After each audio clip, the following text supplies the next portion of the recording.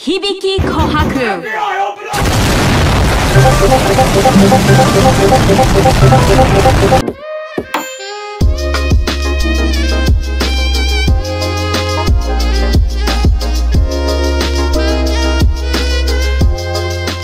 So, a lot of you guys have been messaging me, DMing me, or coming to the Blaze Core and let me know that there's a data mine out there supposedly leaked certain characters. Basically, the data mine consists of the announcer voice for Crosstag, pretty much saying all of the characters from Blaze Blue, Under Night, and Persona, and even Ruby that are missing and not in the game. And one of those names happens to be a character that I've always wanted to be in this game ever since day one, Hibiki Kohaku. When I heard his name, I ain't gonna lie, I was fucking screaming like a bitch. I couldn't believe it. I was like, oh shit. But as soon as I started to hear more names pop up, more and more, I started to put two and two together. And it's the fact that this doesn't necessarily confirm that these characters are going to be in Crosstag. I pretty much explained this in my stream, but for those who don't know, I feel like these are placeholders. You know what I mean? Like, let's just say hypothetically speaking, like all of the names that were announced by the announcer for Crosstag got in. This game would have over 100 characters or around that range. It would be fucking ridiculous. It would be like some Smash Bros Ultimate type shit. And it would just turn into a fucking anime Mugen fighter. The balancing would be all over the fucking place because it's just so many fucking characters to keep track of. And the game's balance is already kind of wacky.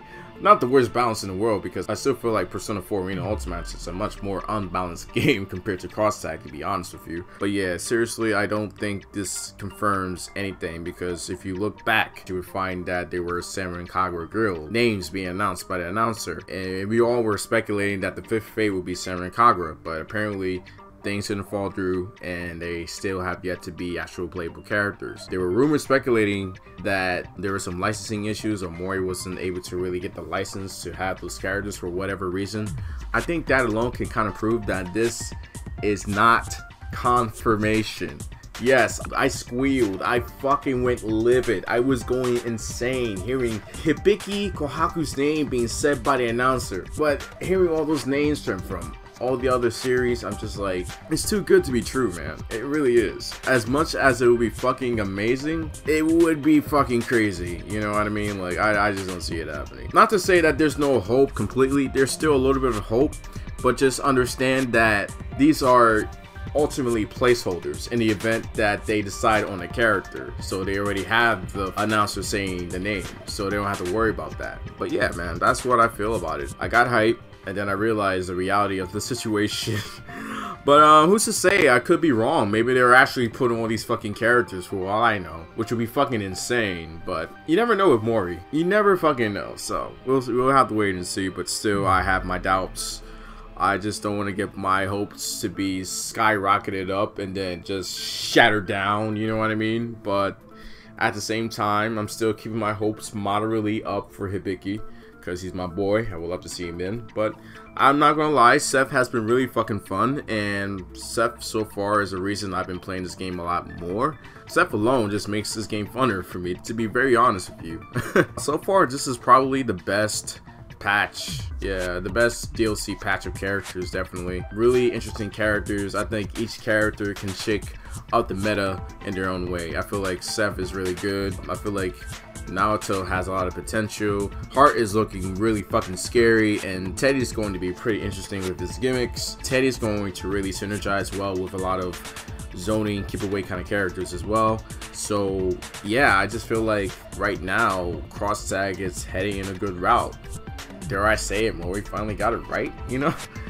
In the event that Hibiki Kohaku and certain other characters like Wagner and Byakuya gets in, you would definitely see a reaction out of me for that, so you don't have to worry about that. But I'll still keep my hopes up. And that's pretty much my thoughts on it. Kind of a short video than usual, but there's not really much to be said, to be very frank. But I just want to let my feelings and opinions on the data mine to be known, and I want to hear what you guys have to say about it. How do you feel about the data mines? Did it get you like hyped up at first, or did you know beforehand that this is just placeholders, stuff like that? Just let me know how you feel about it. I'm curious.